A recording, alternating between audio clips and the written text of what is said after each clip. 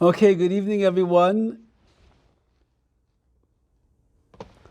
Good evening, everyone, and welcome back to another week of PIRKEI AVOS, the ethics of our fathers.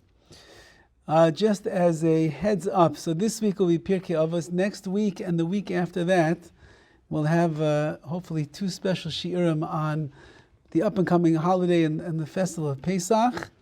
And then they'll probably be off for a few weeks for the holidays, and then we'll pick back up again after that. So since that we're still in the month of Adar, which is, as we mentioned in previous classes, this is Mishenichnes Adar Marbim B'Simcha. From the time that the month of Adar enters in, we have to increase our joy. Now we shouldn't think that the obligation to increase our joy ends with Purim, even though it's the highlight, certainly the pinnacle of the month, the celebration, the singing, the dancing, the inebriation, the telling over of the miracles of Mordechai and Esther. Certainly the height of our joy is Purim. However, from the time that the month of Adar enters in, we have to be marbim, we have to increase our joy, which means that even today, which is already Yud Ches, the 18th day of Adar, which was still 12 days left in the month, there is an obligation every single day to be marbe, to increase our simcha, our happiness, and our joy. So I thought perhaps today we will try to see something in PIRKEI AVOS that will be an insight into how to find a little bit more happiness in our day-to-day life.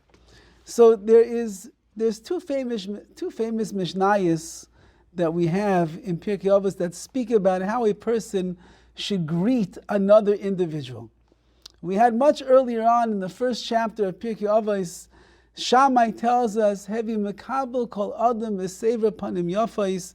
You have to receive every single person with a shining countenance. When you see them, you should smile. You should look pleased to see them, and it should be a sever panim yafais, a face that is shining, that is glowing, with the joy it would seem to be of the person that you are coming in contact with. However, we have also in the third chapter of PIRKEI AVOS, and this is Mishnah number 12. In my print here, it's Mishnah 12. And it says over here that Rabbi Yishmael Omer Vikal Reish, a person should be gentle or swift to someone that is greater than them. They should be low-key to someone that is greater than to them. V'noyach letishchayres, and they should be noyach, they should be gentle to the children. Vehevi mekabel es kol ha'adam b'simcha, and they should receive every single person b'simcha, with joy. So the question that the Mefarshim, the commentators, ask is, whose acceptance or whose receiving and greeting people is on a higher level? According to the Beis Shammai, the way that you receive another person is sever panim yafais, a shining countenance. And according to Rabbi Yishmael over here, you are mekabel, you accept, you receive that person b'simcha, with joy. So which one is a higher level? How does a person know which one is the ultimate goal that we are trying to achieve? When we see another person, we greet another person, we welcome another person, you open the door and you smile. Did you fulfill your obligation? Or is there something deeper that a person has to achieve when they are greeting others in this world? So the Rambam writes over here the following idea. Or maybe I should start with the Rabbeinu Yonah. The Rabbeinu Yonah writes on the Mishnah of you should accept every person with a sever panim yafos, with a shining countenance. The words that he uses are sheyira lehem panim shel simcha. You should show them a face of happiness. You should show them, which would mean that it should appear to the person that you are greeting, it should appear that you are showing them a face of happy joy and exuberance. Now, that doesn't mean that deep down in your heart of hearts, you are really happy to see that person. Could be that you're really not happy to see that person. You wish they didn't knock on the door. You wish that they weren't there. It's the middle of dinner and suddenly there's a knock on the door. and it's someone coming to collect money for all of the tsaras, all the difficulties they have, and you were just sitting down to bite into your steak and enjoy your family for the next half an hour before everybody's running in different directions, you're not excited to see this person at the front door. But, says Beis Shammai, you must show them a face of happiness. You don't want to turn them off. You don't want to make them feel that they interrupted, even if they did interrupt. You don't want to make them feel that you don't want to see them, even if you don't want to see them. You have to make them feel comfortable and relaxed, and you have to show them a smile and let them feel that they are welcome to come to come into your house in the middle of your dinner time and sit down with you at the table, show you all of their medical bills, tell you the sad tales that are going on in their life, and then hope that you're going to write them a check and send them off with even a bigger smile, because now you did the mitzvah of tzedakah as well. Says Rabbi Yaina, I'm not telling you that you have to be inside of your heart of hearts, that you have to be flowing over with happiness and joy because you're greeting that person. But at least when you greet them and you receive them and you open up the door, you should show them a face that exudes happiness, and that way the person is going to feel comfortable when they see you. As the Horowitz writes, that so much so is a person's face important that to make sure that they show happiness on there, that even if a person would be brooding on the inside, and let's say that we be going through inner turmoil, whatever it might be that is going on in their lives, when they come in contact with another person, has to be with happiness, has to be with joy. Because if a person shows a sour face, they show an ugly face to that person, maybe the person's going to take it in the wrong way. They'll think that you're upset because of something that they did. You'll think that you're sad because they walked into the room. They'll think that they're bothering you and they're annoying you, and therefore they're not going to want to come around much more afterwards. Now, therefore, it's my obligation to try my best to put on a happy face, as they say, or as we sing, and we show them that everything is good, everything is fine, come on in, I'm happy to have you. That's one madrega, that's one level of the happy face that a person has to show. Nevertheless, says the Rambam, that's not the highest level that a person could reach. Because if it's not in the heart, if it's not in your leiv, if it's not deep inside of you, and it's just a show, it's just a image of a smile. Anybody could smile. It's not so hard to do such a thing.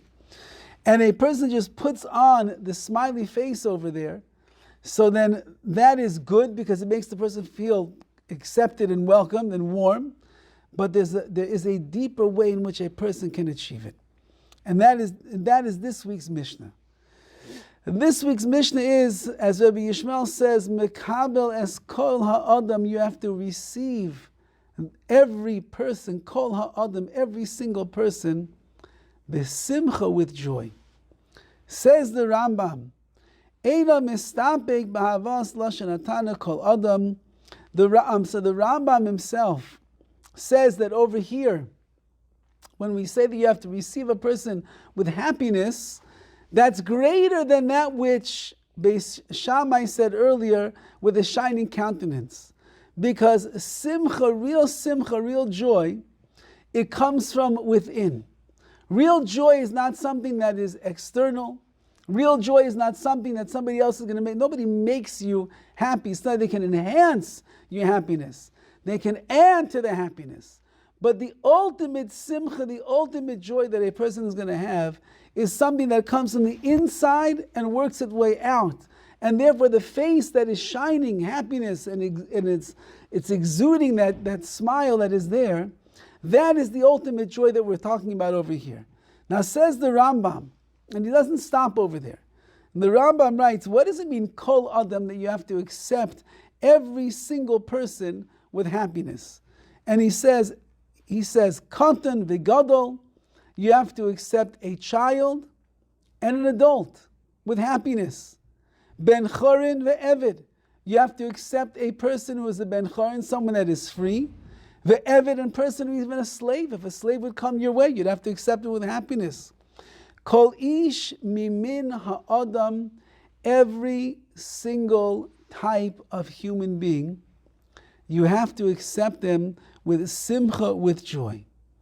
Which means over here, the Rambam is going through extra lengths and spending extra words to suddenly describe different types of people that are in this world that perhaps you might have thought, I have no obligation to accept them with joy.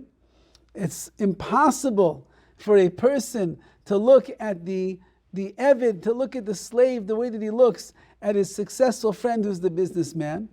It's hard to look at the street man who is walking around pushing his shopping cart the way that I look at my child or my spouse. It's hard to look at a child who is annoying me and getting on my nerves and making a mess and scribbling on the walls and causing me to pull out my hair at any turn of the corner. The same way that I look at a person who is an adult, who is mature. Says the Rambam, it doesn't matter who the person is. Any person that you come in contact with, no matter what their background, no matter who they are, no matter what they are, as long as they are an Adam, as long as they are a human being, you have an obligation to go and to receive them with a smiling face. But the smiling face is that of the opinion of Beis Shammai, which means there should be a shining face. Rabbi Yishmael over here is saying that it should be simcha, it should be something that they can feel, that when you are smiling at them, that smile is coming from the depths of your heart, and they understand that no matter who they are, no matter what they are, no matter where they're holding in the social stratosphere or the financial world, no matter what their background is, no matter what family they come from, it doesn't matter. I'm mekabel, I accept and I receive that person b'simcha, with ultimate joy and happiness when I see them. The Avos the Rabbi Nosson says over along these lines, on the words of Shammai, who says that you should receive every single person b'sever panim yafos. Melamed shim nasan adam lechavero kol matanos tova sheba'olam. If a person gives his friend all of the greatest gifts in the world, upadav kevushim ba'aretz, however, his face is kavush ba'aretz, his face is sour in the ground. He gives him all these gifts, hundreds of dollars, he gives him jewelry, he gives him gold, he gives him whatever this person was asking for. But he does it, his head is down, and he doesn't have a very nice face on. Mala alav akasav kilu lo nasan klum. It's as if you have given this person nothing. You gave the guy a job. You gave him a new car. You gave him money to be able to pay his rent. But you did it with this sour face on. Says the Avos the Rabbi Nosson, HaKadosh Baruch Hu will look at it as if you have given the person nothing, because they know that when they're getting it from you, they know that you are not very excited, nor are you happy about what you're doing. On the other hand, the fact that you're making such an ugly face like that makes it look like you're not very happy that you're helping them out. You wish that you wouldn't have to give them the money over here. There's no joy that's in your heart when you're doing it. However, if you receive your friend with a shining countenance, or like we're saying in our Mishnah over here, you do it b'simcha, you do it with joy, even if you give that person nothing, they just get a big smile of your pearly whites. Malo olav akasov, HaKadosh Baruch Hu views it ki'ilu nasan lo kol matanos tovah ba'olam. Hashem will look at it as if you have given this person the greatest gifts in the entire universe. As Chazal tell us, in the words of Rabbi Yehuda, Amar Rabbi Yehuda, Tov hamalbin shinayim lechaver yosim mashkeu chalav. It is better to flash your pearly whites, your big smile at a person, than to give them milk to drink. Milk is the staple. Milk is the drink that's filled with calcium and proteins and nutrients and carbohydrates. It's what every kid drinks from the time that they're little. It's what grows the bones, makes a person strong. Greater than a glass of milk to a thirsty soul, to a thirsty body, is a smile, is a shining white smile, sparkling, lighting up this person's life, that will give them greater nourishment, that will give them greater happiness, that will give them greater sustenance than the milk that you might give them. Like it says, a smile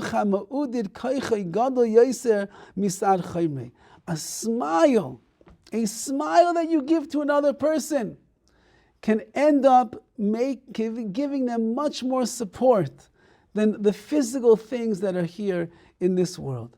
Money is great. A roof to sleep underneath, fantastic. Clothes on your back, it's all good. But a smile costs you nothing, by the way. A smile costs absolutely nothing. Maybe you have to work on yourself to get yourself to the place where it's not where on the people that are more difficult. You'll do it anyway. But that is a sa'ad, that is a support to a person even more than the physical supports that they're going to get. And that's why Rabbi Salanter said that you should know that your face is like a rishus harabim, your face is a public thoroughfare. And everyone who sees your face is either going to be uplifted or they are going to be downtrodden as a result of it. The famous story of Yisrael Salanter was walking once during the month of Elul. Elul is a very serious month. People they are contemplative, they are pensive, they're thinking about doing tshuva, about all the things they did wrong the past year, making amends and becoming better. And Rabbi Salanter was once walking down the street and he saw a man who was very intent, looking at the ground, and it was obvious that he was thinking about all of his wrongdoings and his misdeeds and trying to correct himself and figure out how he's going to do it. So Rabbi Salanter walks purposely right over in front of this man and he says, "Is everything okay?" And the man says, "Yes." He says, "Why are you looking like this?" So he says, "Elul! It's the month of Elul, I'm doing tshuva." He says, "Because you're doing tshuva, I have to suffer. Your face is a rishus harabim, it is a public thoroughfare. And everyone's looking at each other's faces. The tselem elokim, the godliness of a person rests on one's face. So when we look at another person, we want to see godliness. Godliness is supposed to be happiness, supposed to be joy, supposed to be menuchas hanefesh, peace of mind, supposed to be accepting and loving and caring and merciful, not supposed to be so serious. And therefore, when a person works on the smile, and they accept another person with that joy and that happiness as well, so it allows them, it enters them into a world that is so precious and so valuable, that it allows them to feel that they are wanted and they are loved and they are accepted as well. I told over a story on Shabbos. I see most of the names over here in tonight's shir. We're not there on Shabbos, so I'll share the story. There was a boy from the neighborhood of Yerushalayim, goes back about 70 years ago or so. And at that time, the tzaddik, the most righteous man of the neighborhood, was a man by the name of Rabbi Levine. Anybody ever saw a picture of, talk about a smile? Smile could have lit up the darkest of nights. He was so loving and so warm and so caring, so sensitive to others. He ran around day and night. He took care of Klal Yisrael. His avas Yisrael, his love of the Jewish people was enormous beyond belief. And he was able to break through the toughest and the roughest. I once took a taxi in Eretz Yisrael many years ago from Jerusalem to Tzfas for Shabbos. And it's called a tender monit. There's about 10 seats, 10 yeshiva bachim. We piled into the car. We're heading off to Tzfas.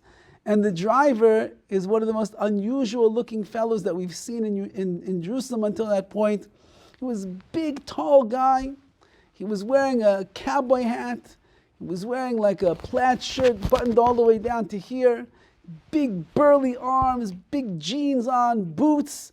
And we wonder, where did this cowboy come from in Jerusalem as we're going to Tzfas? And a lot of us in the car, we were Americans, so we're all schmoozing in English.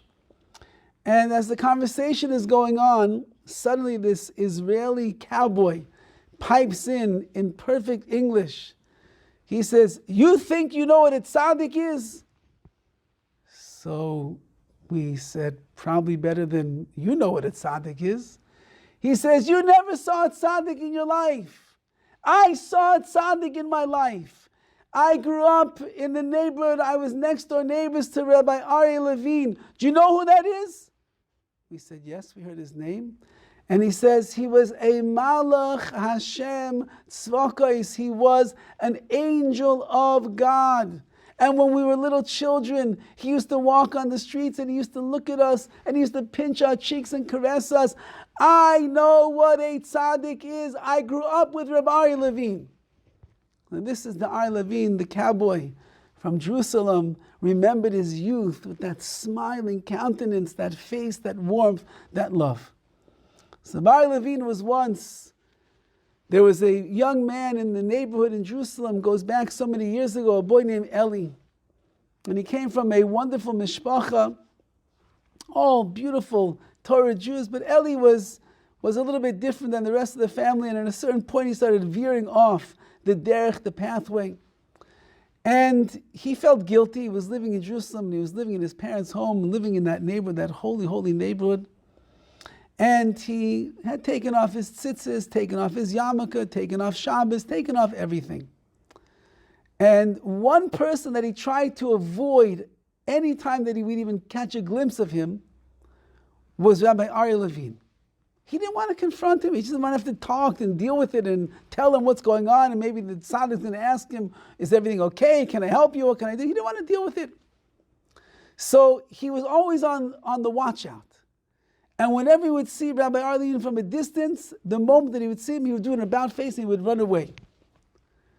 Now Aryeh Levine was a wise man, and he noticed the pattern that every time that he saw Eli from a distance, Eli would turn around and run away from him. And all that he wanted to do was schmooze, just say hello, how are you?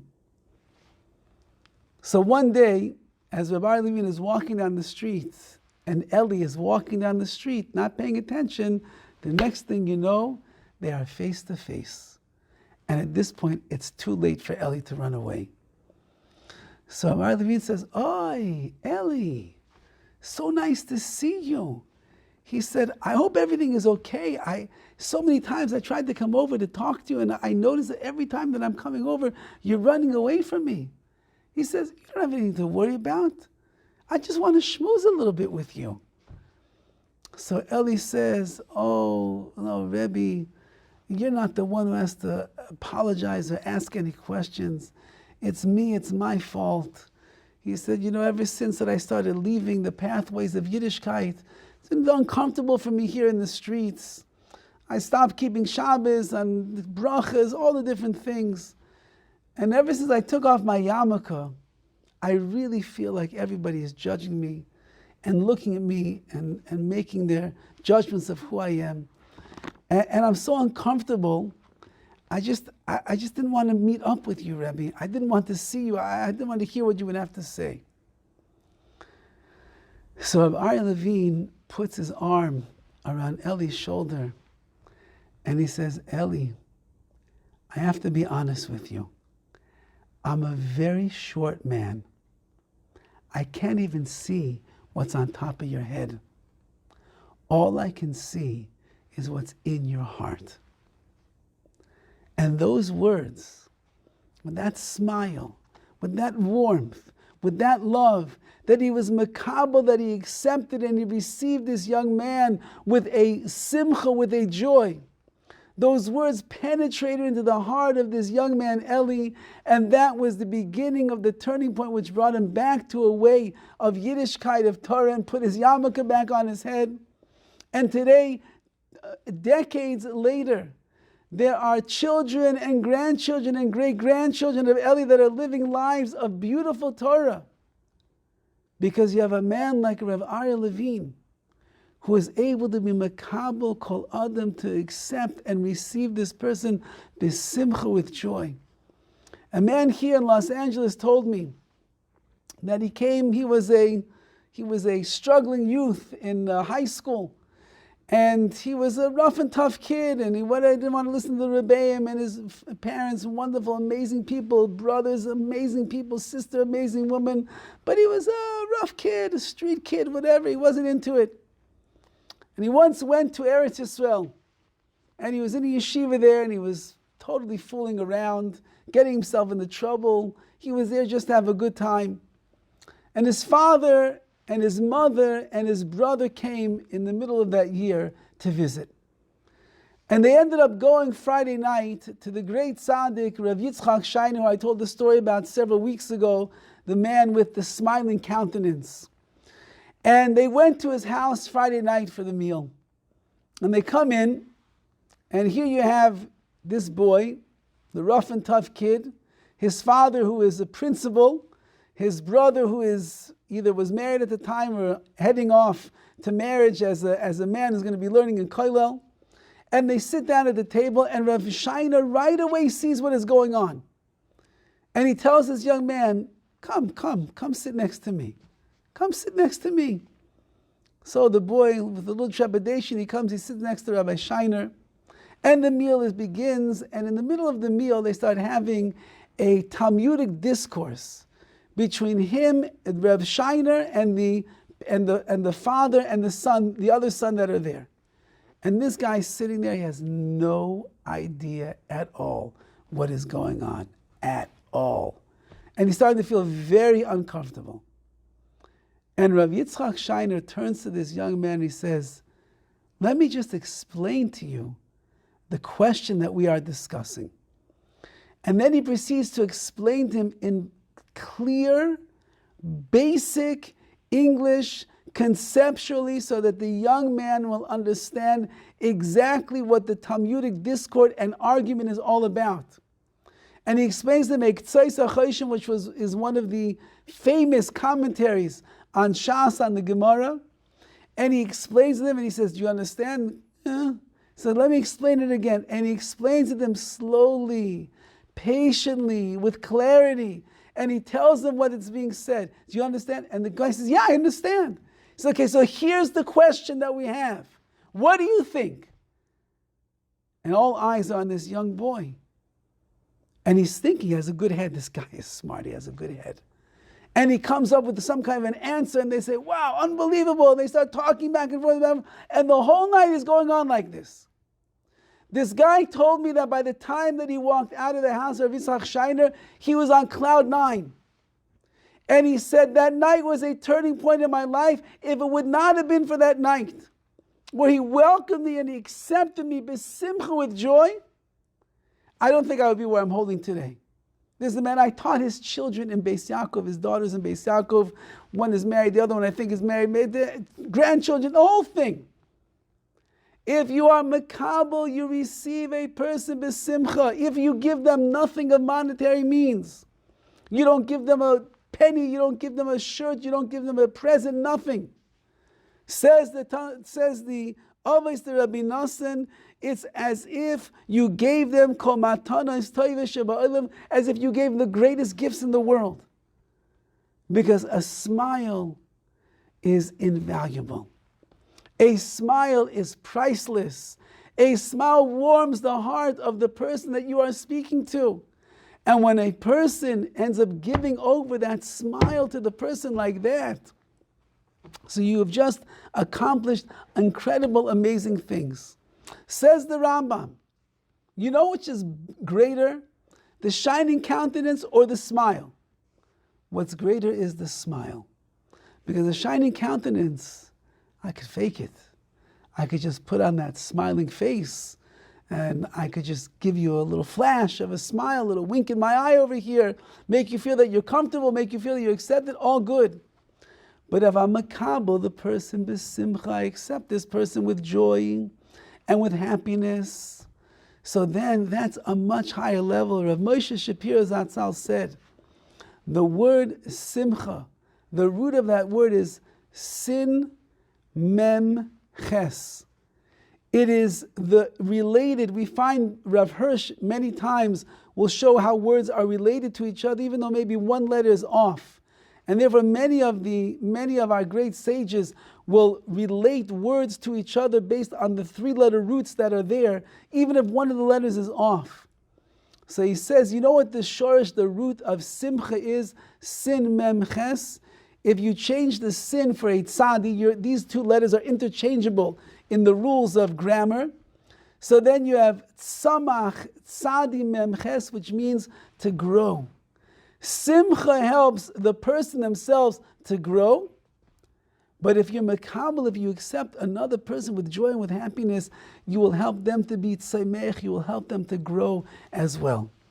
And that's why he says, the Rambam writes, all these different types of cases over here. You have to be happy with the child like you are with the adult. You have to be happy with the free man as you are, the slave as you are with the free man. You have to be happy with the person, with any kind of person, the rich man, the poor man, the street man, this one, that one. You have to be happy with all of them. Why? Because he says, how does it work? The way in which it usually manifests itself when you meet another person is, I'd like to find someone that we have what's in common with each other. I don't choose friends that I have nothing in common with. As a matter of fact, it would be a very annoying thing to have friends that you have nothing in common with. You're not on the same wavelength. You have nothing to talk about. You have nothing in common with one another. Who's going to be such a friend? So when I meet another person, I'm usually looking to find the commonality between the 2 of us. Maybe it's where they grew up, maybe it's where they went to school, maybe it's what they like to do for hobbies, maybe it's their personality, maybe it's a sense of humor, maybe it's the profound mind, something. I'm always looking for something, as is written, Misha Efshel Adar B'ito, someone I can talk to. I want someone I can talk to. But the Rambam is teaching us, you will not find people all of the time in your life that are people that you can talk to. You will not always find someone who is your equal in your mind, in your intellect, in your ruchni, in your spiritual. You're not always going to find people that are even comfortable with. There's people that are going to be annoying, that are going to be aggravating. There's people that are going to be, you wonder if what kind of brains are going on inside of there, because you try to communicate something basic and simple and the words don't go in. Famous story in the Gemara, Rabbi had a student that he taught 400 times. Every time that he had to teach him something, he would sit down with him and teach him the same words 400 times a day until he was able to understand what was being said. And Rabbi had tremendous patience for this student. And every single day they would sit down and he would say, okay, he said, 2 + 2 = 4. Do you get it? No. 2 + 2 = 4. Do you get it? No. 400 times 2 + 2 = 4. You got it. Very good. But of course, he was teaching him intricacies or even basics of Torah, and it would take a student 400 times all the time. One day, Rabbi comes in, and as he walks in, he comes in very rushed, and he's looking at his watch, and the student says, "Everything okay, Rabbi?" And he says, "I have a very big mitzvah I have to go do. Come, let's learn. And after we finish learning 400 times, I'm going to go." So the student got a little bit nervous because he felt that his Rebbe is going to leave any second. And as they're studying together, 300 times not going in, 380 times not going in, 390 going in, 399 not going in, 400 times, you got it? No, I don't understand, Rebbe. And so his Rebbe says, "Well, you always get it on the 400th time. What's happening today?" He says, "I'll tell you the truth. You came in, you were in such a rush. I got nervous. I thought any minute you're going to get up. I couldn't concentrate." So he says, "You didn't get anything?" "I got nothing." So Preda sits back down and he says, "Okay, let's go another 400 times." And he sits with him another 400 times and he learns it. 400, you got it? "I got it, Remy." Then he got up and he went on his way. You'll have students that don't understand what you're talking about. You'll have spouses who do not understand what you are talking about. You will have children who do not understand what you are talking about. You will have friends who have other opinions about what the meaning of life is, and they will not understand what you are talking about. Says the Rambam, yes, you will have challenging relationships in your life, because Chazal tell us, Kishem, She'ein Partzufein Shavin, just like no people's face looks exactly alike, even the identical twins, the mother or the father can always tell them apart. There's some birthmark, there's a little wrinkle in the ear, there's one nostril's bigger than the other. A parent can always tell the difference between identical twins. Kach ein de'osei shavos, so to know people's minds, their intellect, their personalities, their spirit, no people are exactly the same. And therefore, every single person that you're going to meet in this world, everyone without fail, is going to be someone that is going to be different than you by very definition. And therefore, says the Rambam, if you want to accept and you want to receive a person in the right way, the only way to accomplish that is that you must find inside of your heart simcha, happiness and joy, and you must be makabel, you must accept that person for all of their differences, for all of the difficulties, for all of the nuances, the ones that you enjoy and the ones that bother you. You must learn to accept that person, not with a shining countenance, with the lip service, with the face that looks like you're happy, but it has to be a joy, it has to be a happiness that is coming from the inside. Because we recognize that HaKadosh Baruch Hu has placed many people in our path, and He has given us many opportunities, and there'll never be anyone that is quite like us. Nobody is going to be exactly thinking like us, will talk like us, will dream like us, will focus like us, will want to live like us. No one will have similarities, things in common. Conversation flows better with some people over others. All true. Nevertheless, says the Rambam, the real ultimate way to receive another person is when you realize that even though he's not the same, and even though we have differences, still it's going to be besimcha. And therefore, this is a sefer called Darash Dovid. He writes over here, Simcha zu, this joy that we are discussing, mitoich hashlama ima matzav hakayim. It's a joy that a person achieves from the shleimus, from the completion, over the wholeness that a person feels on the inside, that he is literally able to appreciate, and he's able to accept, and he's able to be understanding of the other person that is there in front of him. A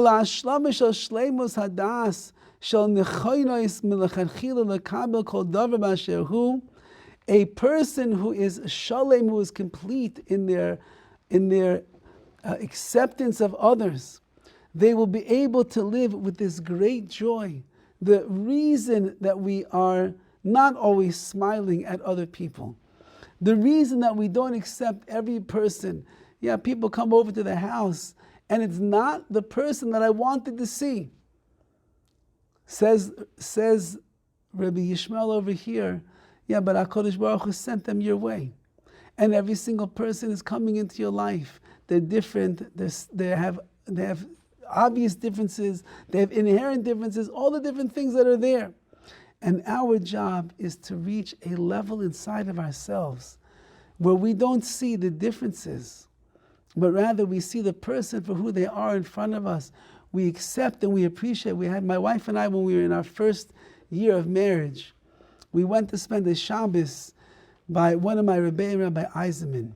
And he and his wife at the time probably were married, I would imagine, around 50 years.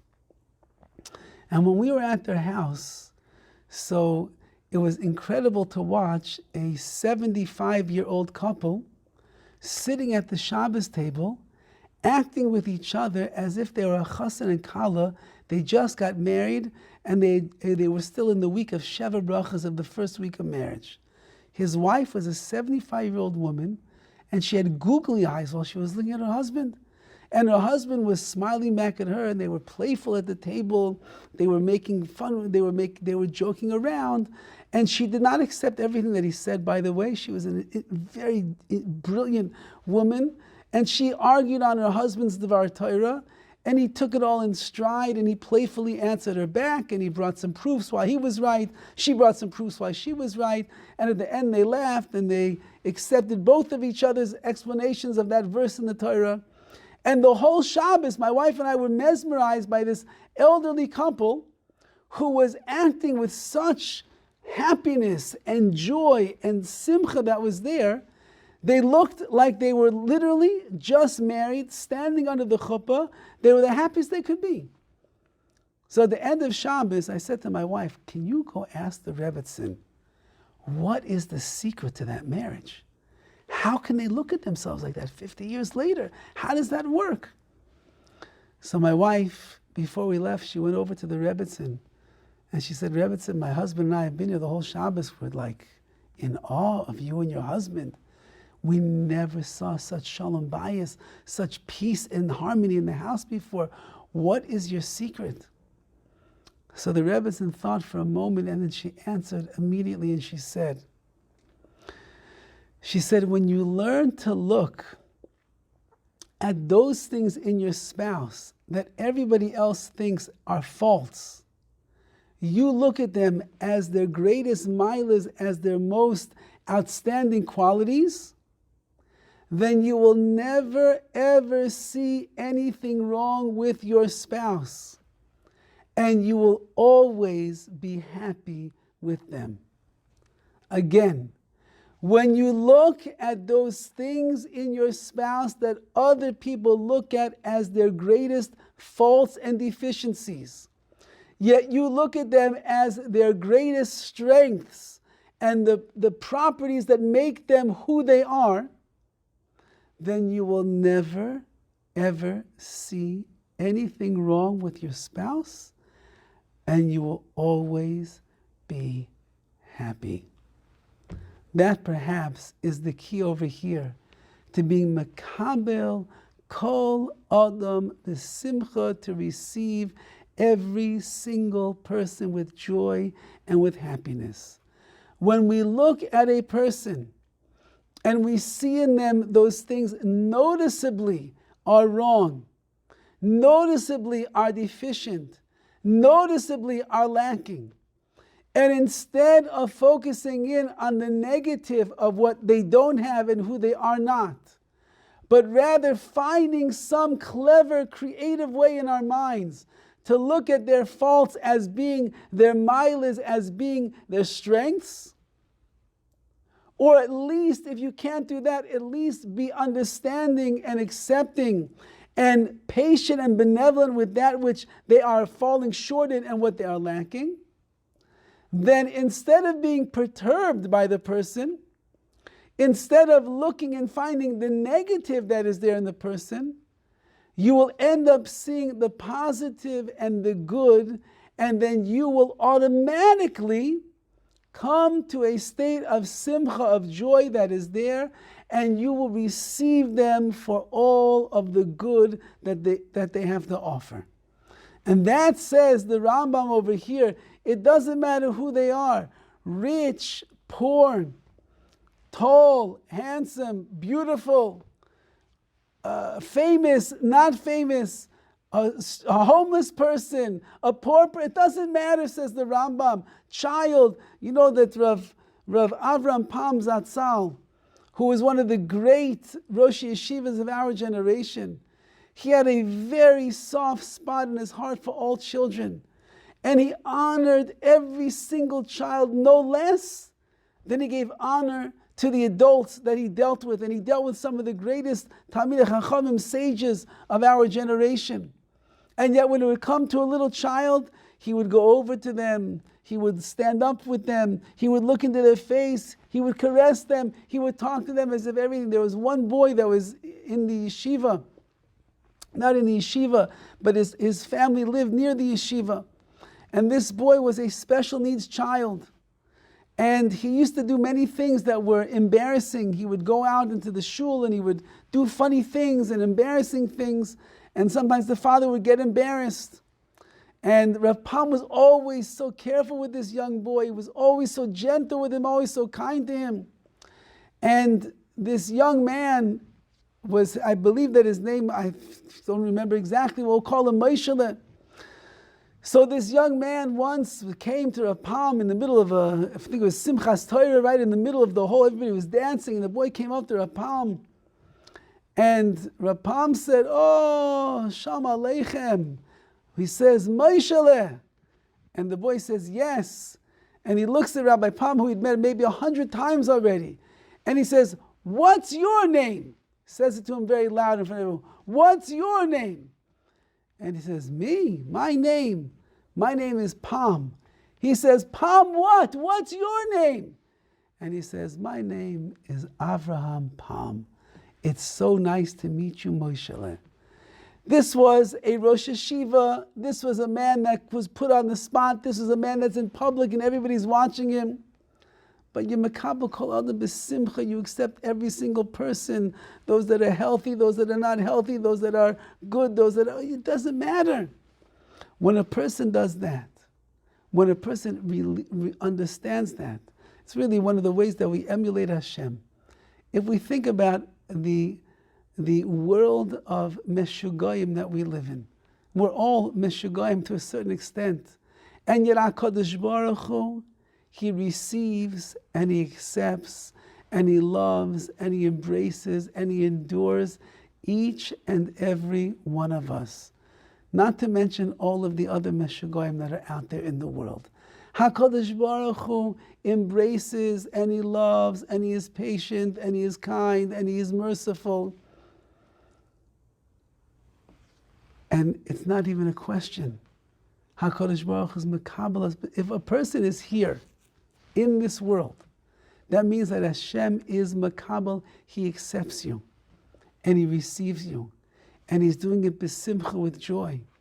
And therefore, if we want to liken ourselves and emulate the ways of our Father in heaven, we have to become a little bit less focused in on ourselves and our comfort level. And we have to begin to express the joy that is there on the inside. Like the Horowitz says, as we mentioned before, you could be brooding on the inside, but your face must show and radiate joy. And the Rambam is saying it's more than that, according to the words of Rabbi Yishmael. It's not just that it has to shine happiness and radiate joy. On the other hand, it has to come from deep inside the heart. As we said, Simcha is Samach, it's growing. Happiness is helping you, it's inside of you. You're growing, you're getting bigger and greater each and every step of the way. And that is the way that we will understand others as well. And so he writes over here, Mitay Chavana, Shahar Bebrum Yeshla La Kadosh Baruch Hu Ba'alamai, similar to what we just said. Once that a person understands that God has many people and creations and creatures in this world, Kula Mashlimim Zeh, each one has their own place in this world and this universe, and we complement one another. V'kulam royim l'kavod u'l'sava panim yafais. Every single person deserves honor and respect for who they are. And every person deserves a smiling countenance when you're going to see them, that is backed by the true feelings of simcha, of joy that is there. So perhaps as the month of Adar is dwindling in front of our very eyes over here, and we are looking for ways to be marbim, to increase our simcha, our joy, we live in a very social society. I know that Zoom is antisocial. Black boxes with names, very antisocial. Nevertheless, it's better than not having any connection at all with each other. However, one day we're going to get back to the world where we actually see each other and we relate to each other and we talk to one another and without the mask in front of our face. And we still have people in our lives where we are not socially distanced, We have our spouses, our children, our neighbors. Maybe once in a while in shul the mask comes down a little bit. Maybe you have some friends that already you've been around each other so much, so the mask comes down. And therefore we must increase our joy during this month. How are we going to be married? How will we increase that? Perhaps we can do it by increasing the levels of joy that we have when we are greeting other people. The Chazal tell us that one of the greatest detriments to acquiring happiness is when a person is living besuffic, when they have sfeikus, when they have doubts about certain things. When a person has doubts, you cannot be relaxed. And therefore, one of our sages writes, "Ein simcha ka'ataras hasfeikus." There is no joy in one's life like the absolution of all of the sfeikus, all the doubts that a person has. When you are unsure about something, and you clarify what it is, suddenly you have menuchas hanefesh, you have peace of mind, and you are now in a state of happiness and joy. We always questioning people. There's always so many things going on in our mind, and we're trying to figure out, is it worth my time? Is it worth my friendship? Are they good? Are they not good? The Rambam's saying it doesn't matter. All those things don't matter at all. There's one thing that matters. You have a face. Your face is a reshus harabim, is a public thoroughfare. You have the opportunity to greet a person in one of two ways. Either it's going to be with that sour face, or it's going to be with that happy face. And if you're going to use the happy face, then you should do it in a way where it's really emanating from the inside, as HaKadosh Baruch Hu accepts us all willingly. We have to be willing to accept everybody that's in front of us as well. And when we do that, then we live in a much happier state of mind. We don't have to have that serious face. We don't have to have that nasty face. We don't have to have that unhappy, unpleasant face. We give the face where our mouths are open wide and we are smiling and we are enjoying each other's presence. I'll end off with a story that I saw recently. Just how powerful when you receive another person with joy is. There was a boy that was in yeshiva, and he was one of these rough and tough kids who was driving his rebbeim mad. And he was bouncing from the classroom to the principal's office, to the principal's office to the classroom, in the hallway, out of the hallway, sending home suspended. It was getting really bad. And they came to the point towards the end of the year where they told this boy's parents, there is no way in the world that we can keep this boy in our school anymore. He is just a troublemaker. We can't keep him. So the parents didn't know what to do. And they turned to the boy's Rabbi, who happened to have a very soft spot in his heart for this boy. And they said, please help us.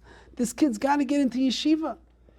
So the Rebbe looked around to see where he could find a yeshiva that would be suitable for this young man, and he found 3 hours away from where they were, there was a yeshiva that dealt with the troublemaking boys, and it looked like it was on the surface, looked like it was a good shidduch, and they agreed to take the boy as long as he would comply with the system that was going on over there. So the parents were not too hopeful. The Rebbe, truthfully, was not too hopeful, but they said, listen, we don't have a choice. Let's just give it a shot. They send him to the yeshiva, and the first 3 weeks, month and a half, misery. And the parents are getting calls from the yeshiva, listen, your son is really a troublemaker over here. If something doesn't shift and change, we cannot keep him here. And suddenly, after about a month and a half, the parents noticed that the school stopped calling. And they speak to the son like whatever, once a week, Fridays. And he sounds happy. They ask him, how are things going? He says, Baruch Hashem, great.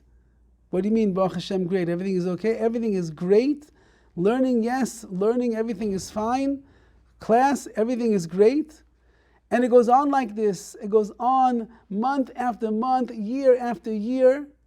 And this boy goes through high school, goes through 10 solid years of learning Torah, of becoming a tremendous young man. And he ends up getting a wonderful shidduch and getting married.